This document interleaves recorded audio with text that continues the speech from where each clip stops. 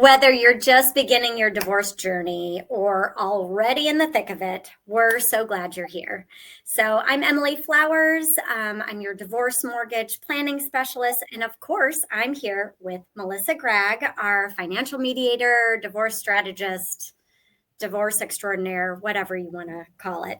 And today we're diving into one of the most misunderstood but critical parts of your case. And I know Melissa's going to bring some light to this, but today we're going to talk about financial disclosures and filing for divorce, what you need, why it matters, all of the good stuff. You're going to learn about how to approach them and the strategy behind them. And it's your opportunity to kind of get back to us with some questions. So grab your notes and participate in the next session that we're going to be doing. So today we're going to tie directly into your position statement that we've been talking about over several weeks and will continue to talk about because it's so important. And the position statement is going to help us with negotiating leverage and mediation prep. So we've been utilizing I think last week or so, California as a working example for our disclosure filing. But the framework pretty much applies nationwide, even though California is a little progressive, wouldn't you say? Yeah, and I think it's an interesting that we're talking about financial disclosures and filing for divorce because that is everybody's thought of the first step, right? Hire a lawyer, file for divorce, and then immediately are these filing of the financial disclosures. But realistically, what we believe is really starting with the position statement, a settlement offer, and then going to hire the lawyer or expert or team could be a better strategy. But because most people think that filing for divorce is kind of the first step, let's talk about some of these issues and really understand, is this our first best step? Is this your first best step? Or could there be some other things that you could do to make it be more effective? Right? Yeah, I think most people think that, these financial disclosures are just like some paperwork that your attorney fills out, and they don't even know that they can download them and do them themselves and have them ready. And that's actually going to help them with their position statement and their settlement offer and getting prepared for spending money with an attorney. So there's so much strategy there. Melissa, what are the disclosures? What are they really meant to do? Well, I think that the financial disclosures are typically state specific. So they're going to be like your financial affidavit. They're going to be your formal financial truth that you are submitting to the court, and you are saying that you're not going to lie about the information that's on that statement. So they're going to establish kind of the picture of where your marriage is financially. And if they're done right, they sort of become the beginning stages of your settlement offer, and they become sort of this beginning statement that you're making to the court. But the reality is you can download these from your state website. You can take a look at them. The financial disclosures are just one piece of filing for divorce. So there's other disclosures that could be there as well. But when we're focused on the financial disclosures, realistically, they're the property statement, which lists all your assets and your debts. And then there's the income and expenses. Some states have them two disclosures, some states have them all together. But in most of the disclosures, and again, you had already said that we're going to use California as an example. In some of the disclosures, it's not only here's what we have, but who's going to keep what. So I'm going to keep the house, or they're going to keep the retirement. And then it even goes one step further in the income and expenses and says, is there going to be alimony paid? Is there going to be child support paid? How much is going to be paid? Now, a lot of times attorneys will just fill out some portion of it, or you might have 30 days or 60 days to fill out those disclosures. But it's just the beginning part, right? And it's a unique area that is between an expert and a lawyer.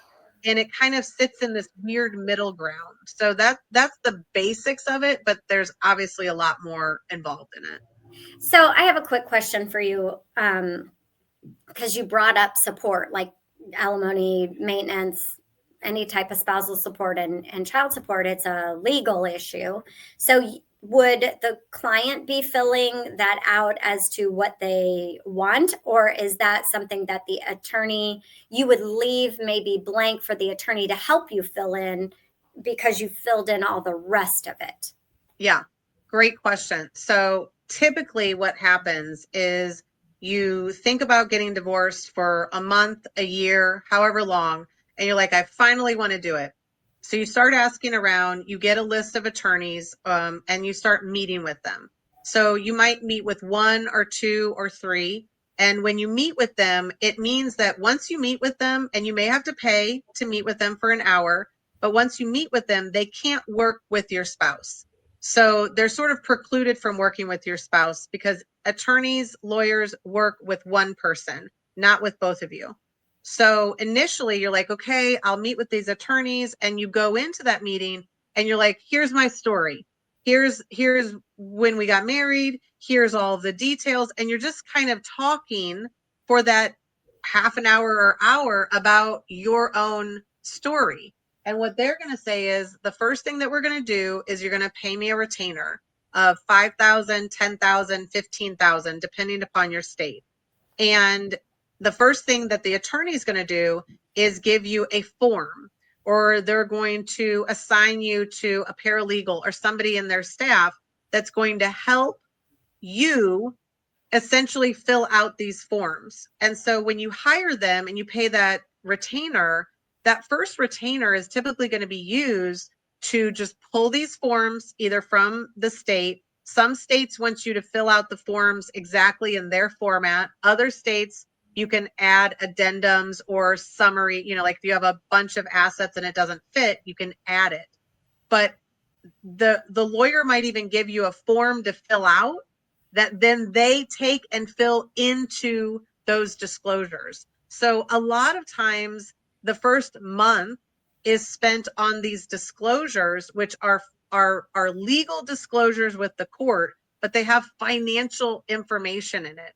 And so, and if they don't know, like they have a business, but they don't know the value, they might just put to be determined. They might just say, that they don't know, but they're listing all of the assets. Now, typically that is not when an expert gets involved. We get involved after that's been filed, after they're maybe a few months in and they realize they need a business valuation or a pension valuation or a home appraisal.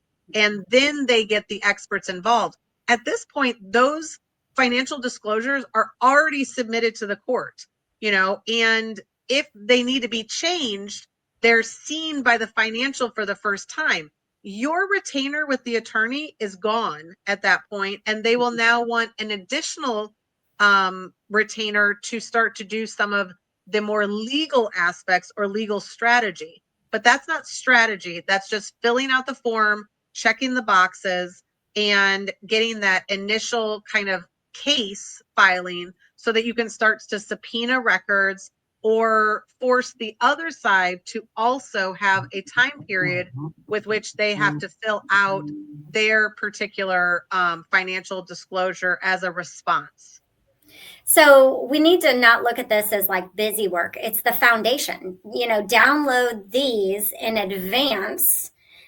Take a good look at them, take time to fill them out, maybe get with a financial planner to talk through, especially a CDFA, not necessarily a regular financial advisor, to really work on the things that matter to you financially and the assets and the businesses and all that stuff. Because you and I both know we've had people that have not disclosed businesses on there. And then it's like, what do you do with it later, right? Right. And it's even one step further. Like, just envision, like most people have already found us and they know about a position statement and a settlement offer. But let's just say hypothetically, you decide that you want to get divorced and you start to work with somebody who is a divorced financial professional, whatever that credential looks like. They understand divorce, they understand money, they understand settlement negotiations and offers.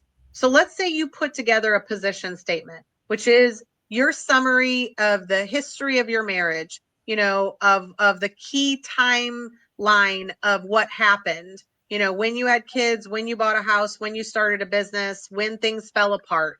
And then you go into your main issues, and they could be legal issues and they could be financial issues. And then you have a summary of your settlement offer in the position statement. And usually it's like 1 or 2 pages.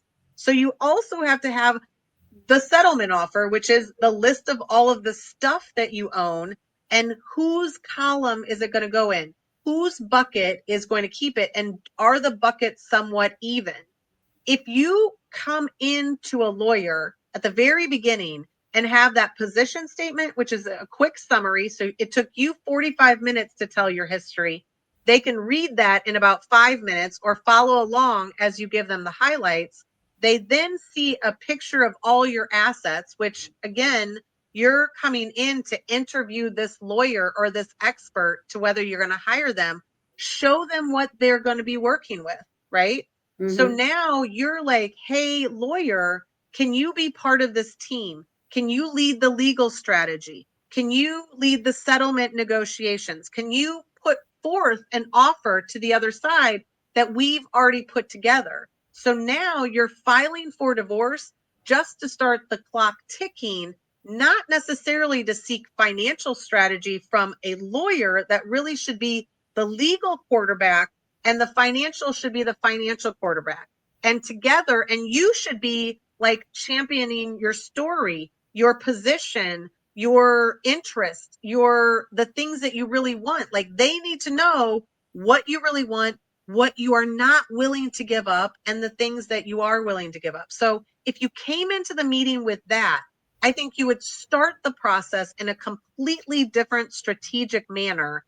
And you're also saying, hey, use that initial $5,000 retainer, not on filling out the disclosures, because we've already provided that to you, right? Because if somebody's creating your settlement offer, that is kind of the financial disclosures as well.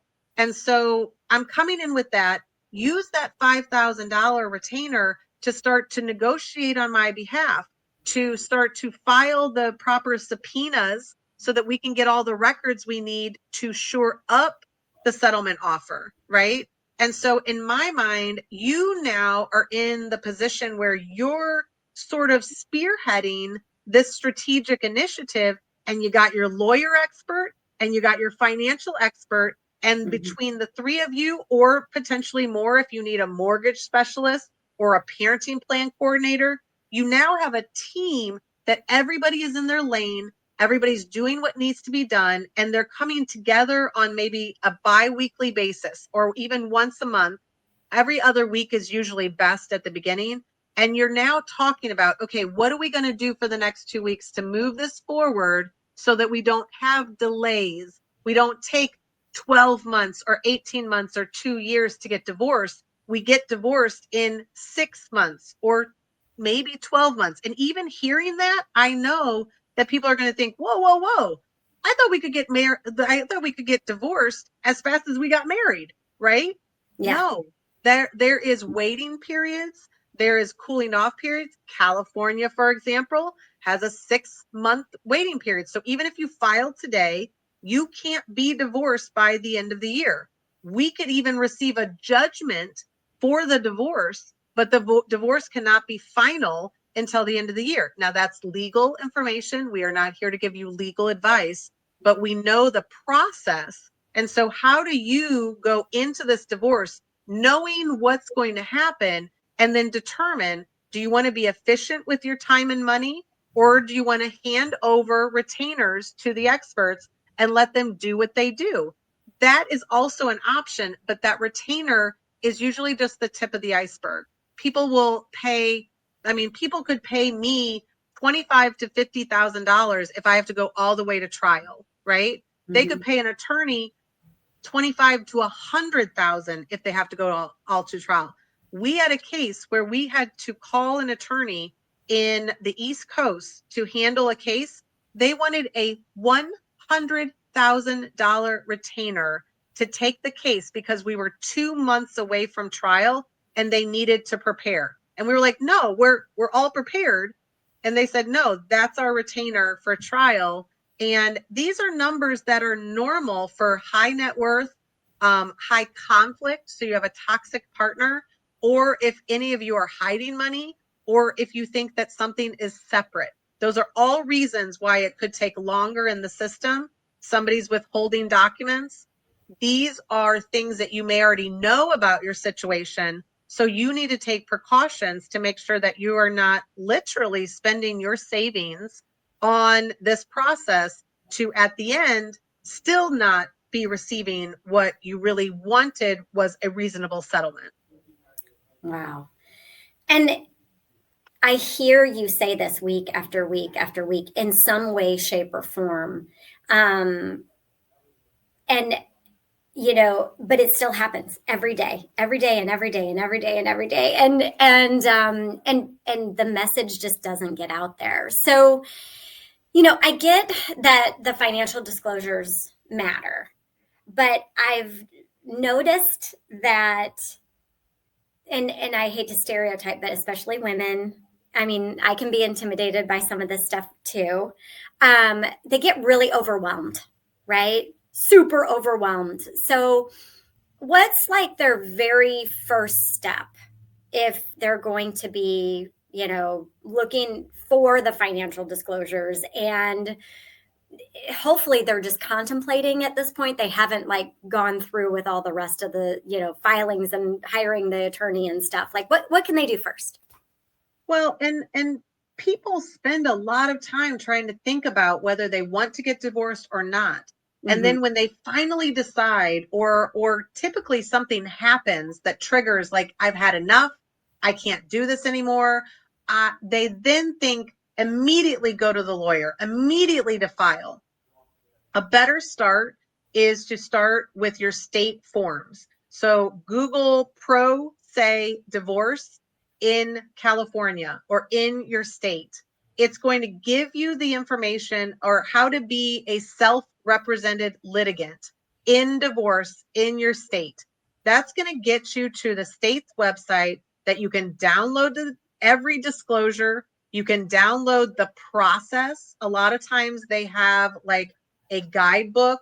They tell you, first step, you need to file it. Then you need to serve your spouse. Then you need to have a waiting period. Then you need to file some other forms. But initially, those forms, in just looking at them, you're going to say, oh, okay, this wants me to list all my properties and the account numbers.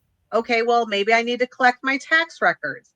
In your tax records, there's going to be interest and dividends that's going to identify some banks that maybe you didn't know you had accounts at. But the tax returns are a good starting point. Mortgage documents, mortgage closing statements or applications are like huge. You'll understand that eventually.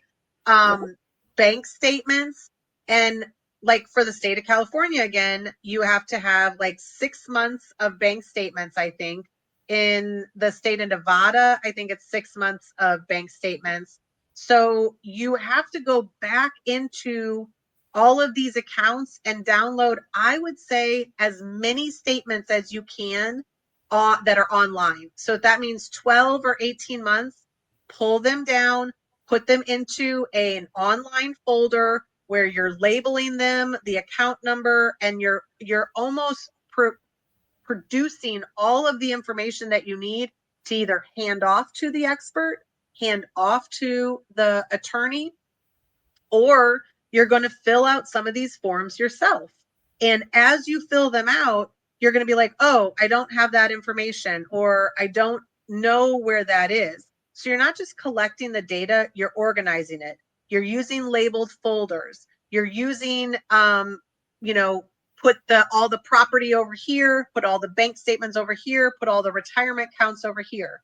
A real good trick is that if you have an accountant or a financial planner, ask for their work papers, not just the tax returns, but most financial planners even meet with their clients every single year. Have you been involved in that meeting?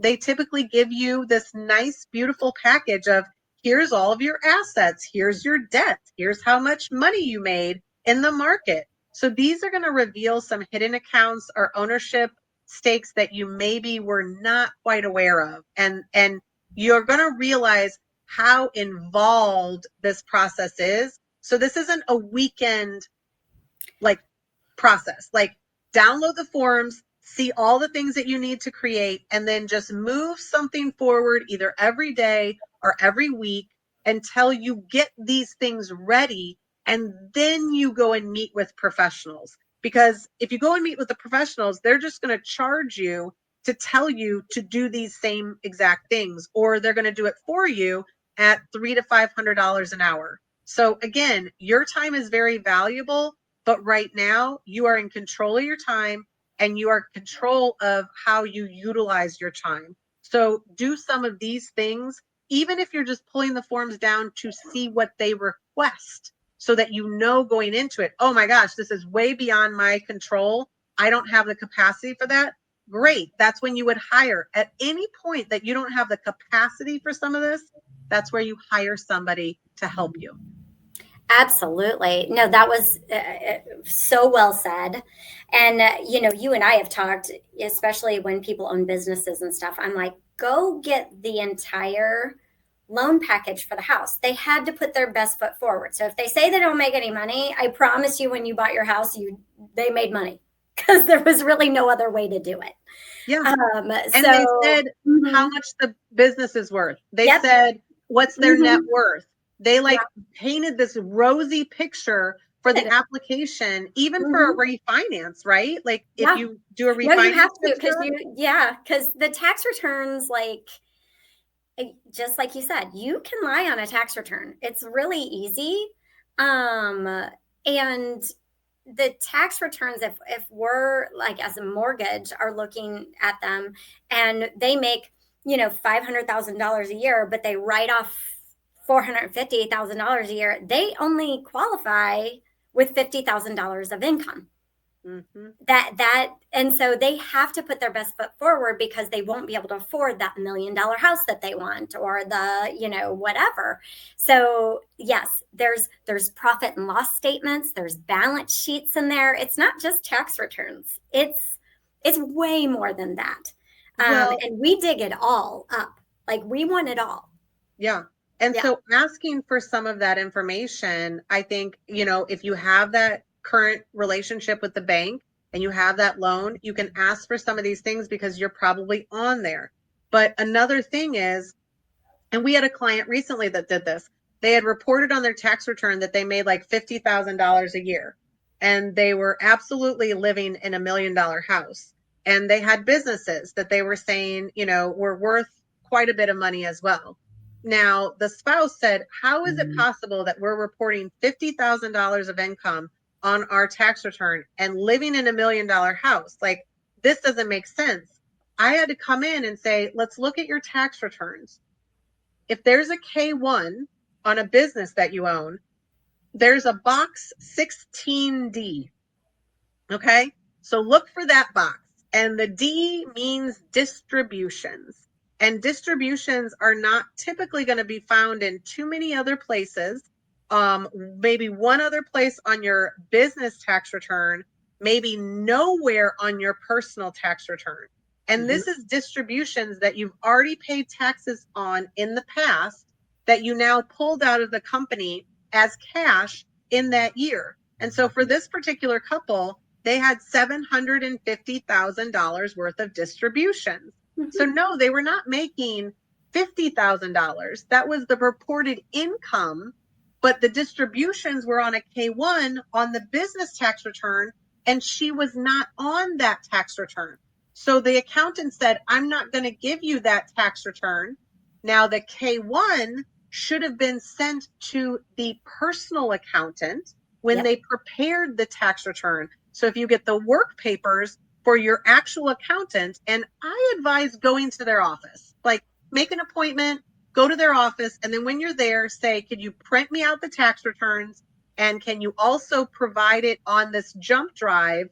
And I want the PDFs, because your team is going to want the PDFs.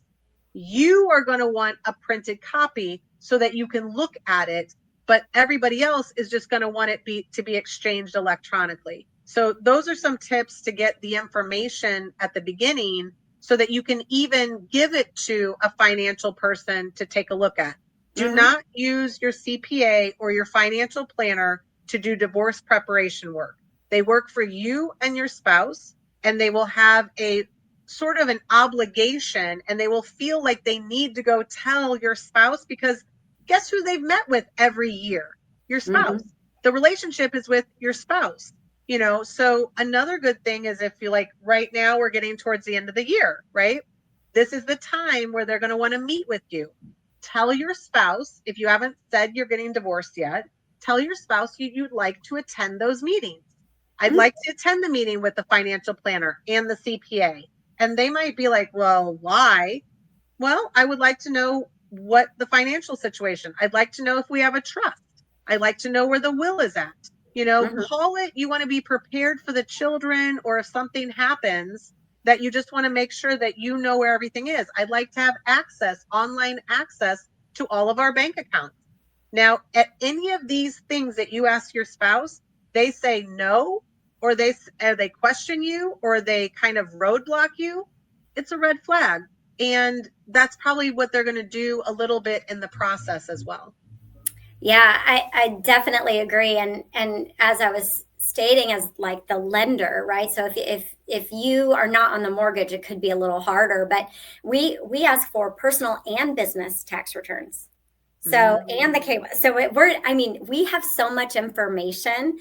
So if you're having trouble accessing it, sometimes you can go through a title company, because the title company that you closed with or whatever will have the title work, and the title work can kind of get you to the lender who did that. And then, you can move that pathway in a different direction, like go behind it. Right, because a lot of mortgages are sold, so you might so that to the servicer, but the lender and the servicer will both be on that paperwork. So you'll have good. Okay. Yeah. So yeah, so title will have a lot of information. It's like a hidden gem that nobody really thinks about. I'm like, if you don't know where to start with title. Go run a title search. So go see if you can get them to give you the title work. And you always tell people to pull pull your credits every time you get. Yes, it tells you so much. Yeah, it does. So yeah, I think it's just things people don't think about. And you're asked to prove your income during divorce. You're never ever asked to prove your debts. And so many people have no idea what their debts are or what's on their credit report, because they have no idea that somebody opened an account in their name, or somebody didn't pay a bill, or whatever. Well, and we even had recently a business, and they came to us when they were kind of late in the process, and they said, just review this settlement offer.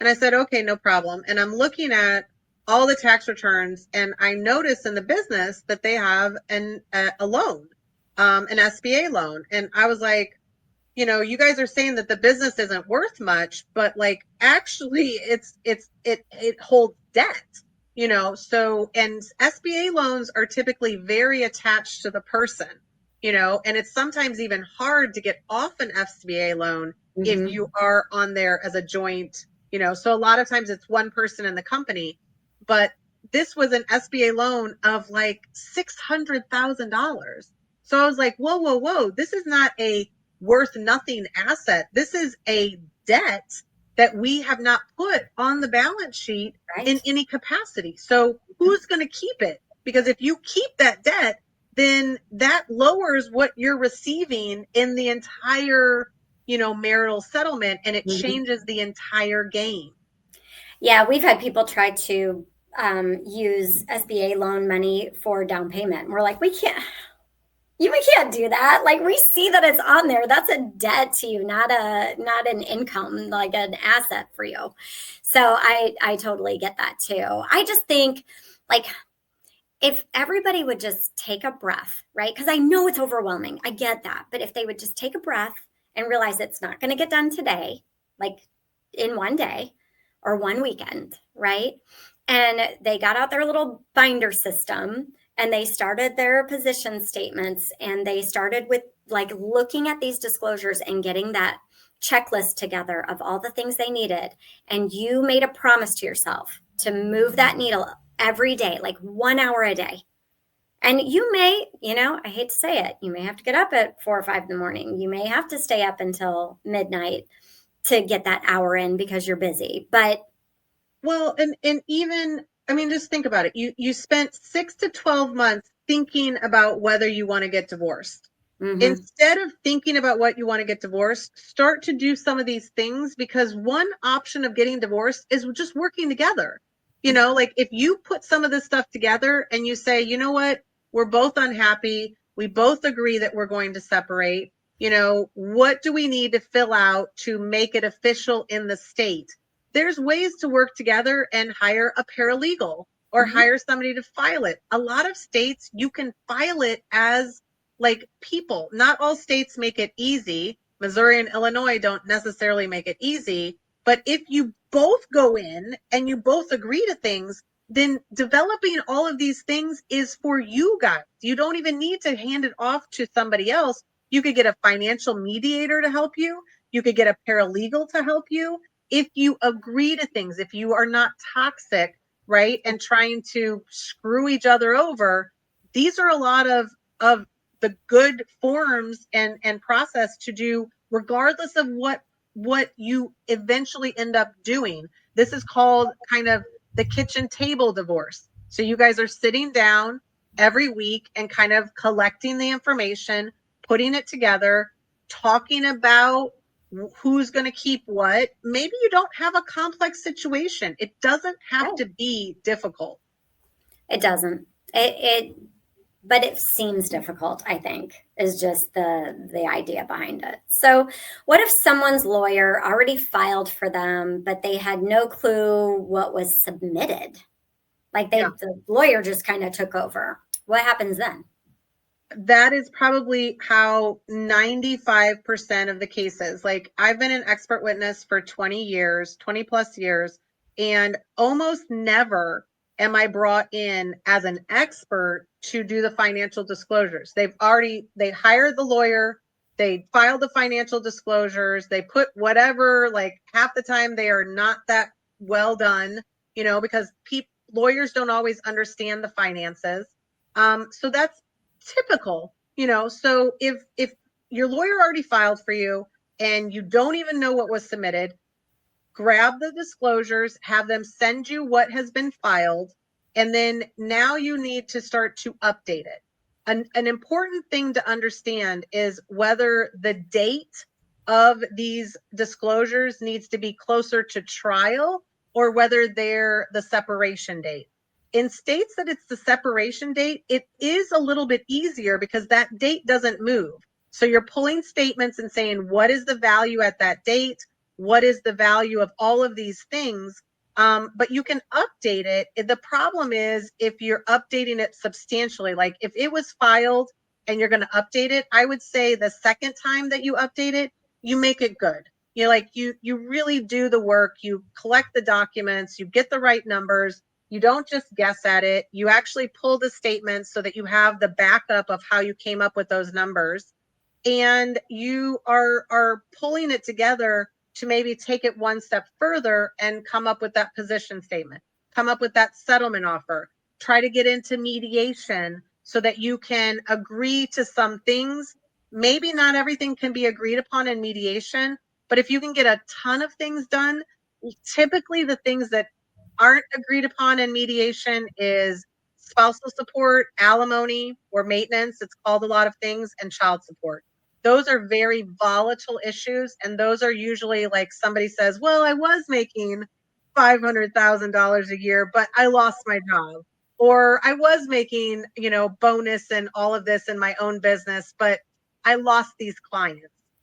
So when you revisit it, that's going to be the time to pull in a financial expert. And a lot of times the lawyer will just let me work directly with the person and then supply the information back to the lawyer and they'll refile it in the proper format. So you're using the lawyer to communicate to the other side your offer and to file within the system in a very easy way. Like even in states where you can file these things, they may make it hard for you. Like in California, like literally when we were there, you had to go wait in line and there were all these people in line to like lodge their evidence and lodge their complaints and things like that.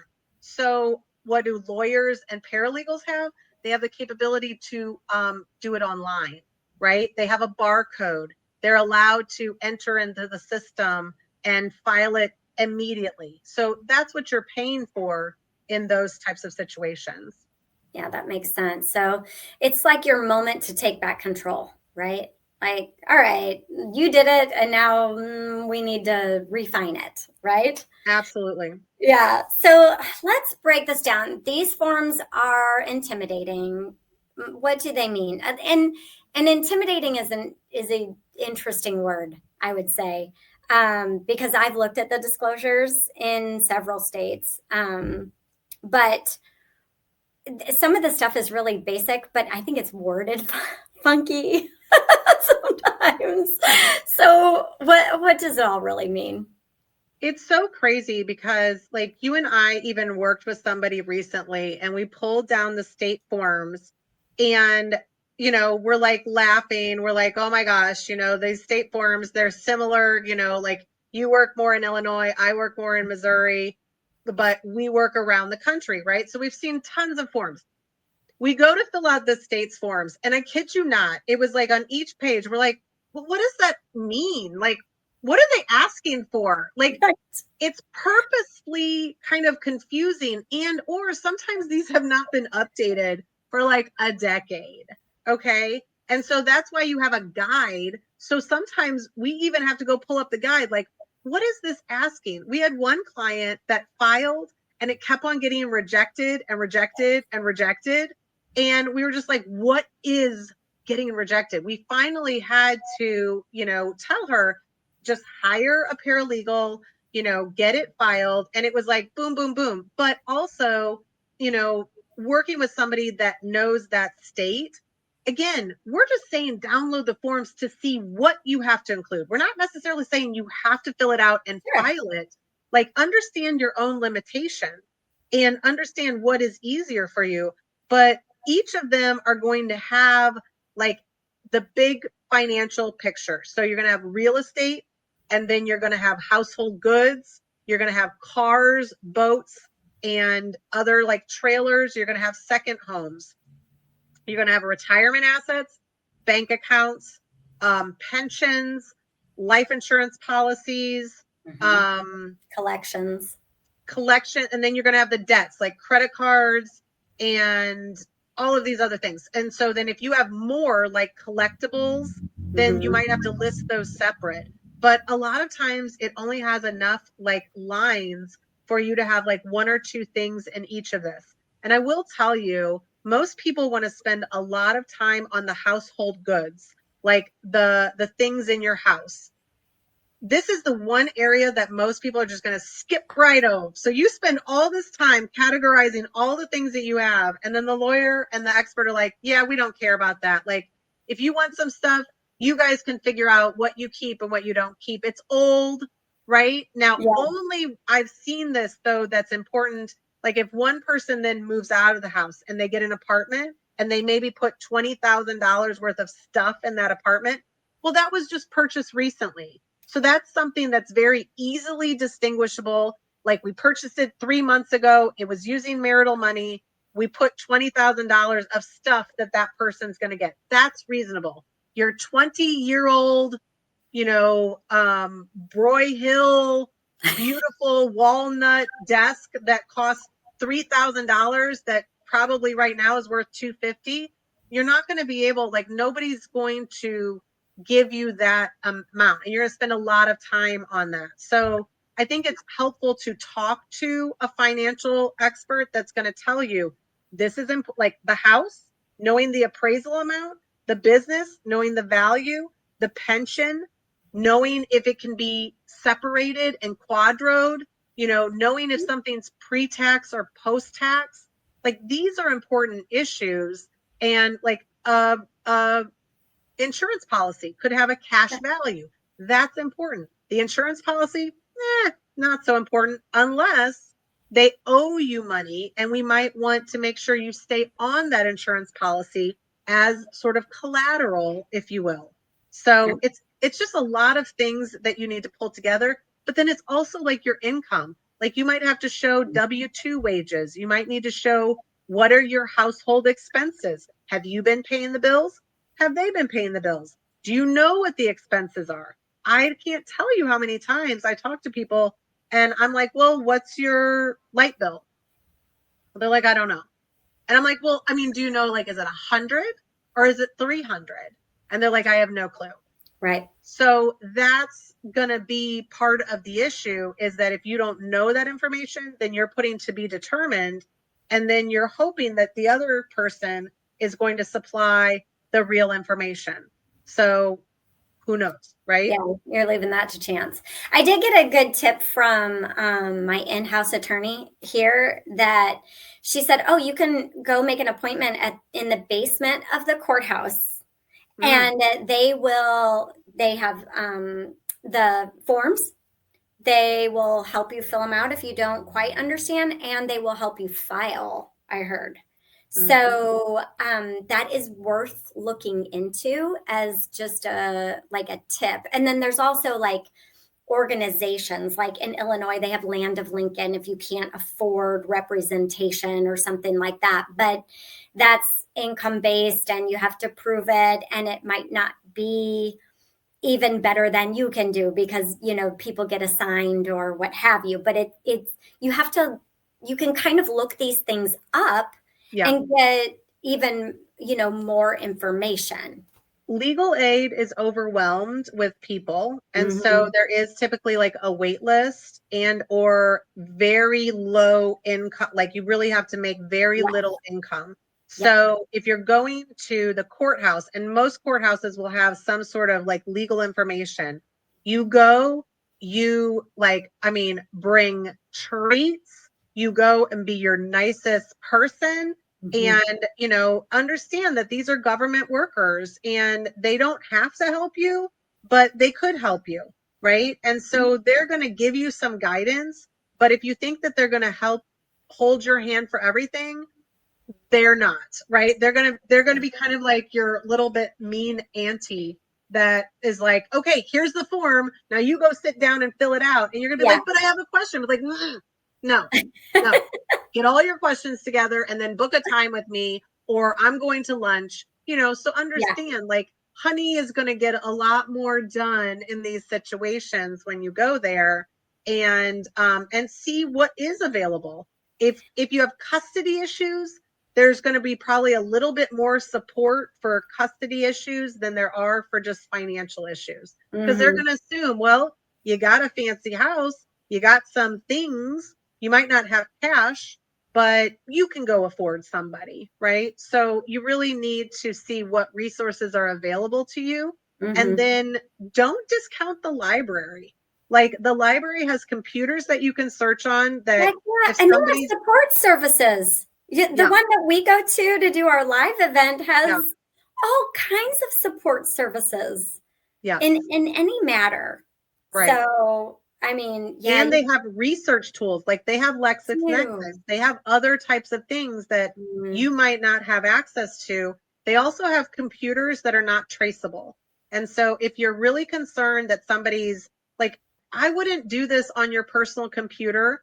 I wouldn't do this on your phone if you're sharing information across platforms. And toxic individuals will make sure that everything is a buddy system. We have the same email. We have the same phone. I can see your phone. You can see mine.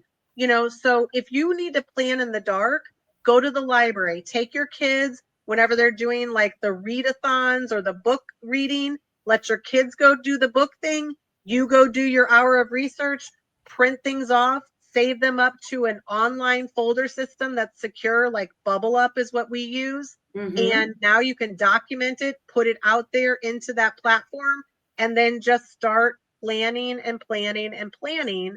But just thinking about it isn't going to move the needle. You need to plan, or else okay, then you need to save up about $10,000 for just the first month of the financial expert and the lawyer. If Yep. you want them to do it all for you, you're probably going to be about 10 grand in and you will have them all filled out. So now, is it better for you to do it or for them to do it? That's Exactly. your choice, And right?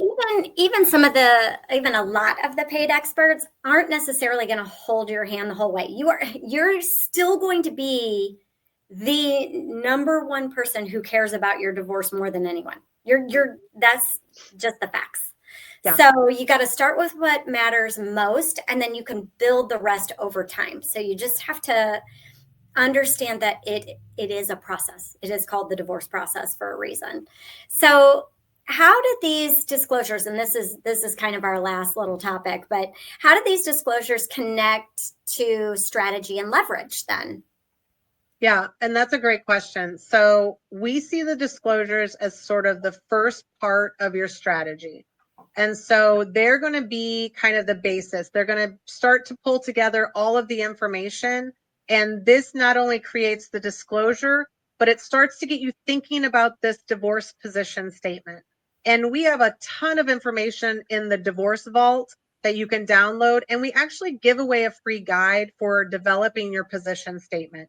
So your position statement is all about what do you want? So it gets you starting to think, okay, do I want to stay in the house? Do I not want to stay in the house? Do I need some retirement? Am I going to buy a condo? Can I live? Do I need to get a job? And you start to come up with this position statement, which is your history, the timeline, the important issues, and then your settlement offer. So now the disclosure is really, in some cases, the beginnings of your settlement offer, but it's in this awkward format of the state. We want to pull it into a nice Excel file where you're taking everything and you're putting it into two buckets. Is it in your bucket or your spouse's bucket? And if you can start to show, like, what is the income of you? What is the income of him? What are your expenses going forward? What are your expenses now? You know, how much do you need to have rehabilitative maintenance or alimony? Because that's its intent, is to like get you far enough along. Now, in a long marriage, it could be forever. It could be for a set period of time. But you need to pull that together because you need to know what you need and what you can go without. What are you going to have to do? It's sort of facing some uncomfortable truths as well, is that, you know, it's not easy to take one income household and split it into two households, right? Mm-hmm. So we have to figure out some of these things. And I don't think that you always know if you're missing assets. You know, if you have a toxic spouse, they could be hiding things from you. And so that's when you have a financial person come in. There's a lot of strategy in the position statement. There's a lot of strategy in the settlement offer. And so the disclosures are going to get you started in what you have to collect. A financial expert's going to tell you more of the documents that you need to collect. And again, this could be your little part-time job for a few months before you're really ready to make a move, because you don't even know if you can afford to live. So start there, figure out some of those issues, and then what is your position? What is your leverage? What does your timing look like? What can you do? And where are you at the sort of behest of your spouse? And so those are all important things to understand before you just go meet with a lawyer and pull the trigger to file. Agreed. Strategy starts with structure, you know, and these important documents and position statement and all of that, they're your blueprint. It's going to help guide your way through. So here's, like, I don't know, 5 things that we may have learned today. Okay. So disclosures aren't just paperwork. They can be your leverage. So a complete and accurate financial disclosure can shift your entire negotiation strategy. So, and it can also save you a lot of money if you can try to do it yourself. Missed assets today equal credibility problems tomorrow. So if you leave things out, or you're kind of careless or estimating, and you don't have like the backup documents to go with it, it can be used against you later. So you kind of have to really make sure that you're making things complete. Start with your state's forms. So maybe not your lawyer's retainer. So if you can at least look it up, the roadmap is there. They have, a guide on how to fill it out. Download it, follow it, build it, see how far you can get, and then go get help. And there's other ways to get help too. Every document you collect now becomes future leverage. So tax returns, work papers, credit reports, they all feed your legal and financial positioning. And then you can revise your disclosures, and you should if somebody else filled them out, update the info on a regular basis, and never be afraid to take control. If you have been out of control and you need to regain control, definitely do that. So if this felt a little overwhelming, remember, you can do this step by step. Use the Divorce Allies checklist, get your docs together, and revisit your disclosures with fresh eyes if you've already filled them out. If not, download them, get your eyes on them, start organizing yourself, and join us in the circle for weekly help on this. If you want to go deeper, our vault has templates and rubrics and guides for pretty much every state, or we're building it at least. So you've got this, and we're here for you. So let's keep going. What do you think, Melissa? I think that's great. Great summary. All right. We'll see you next time.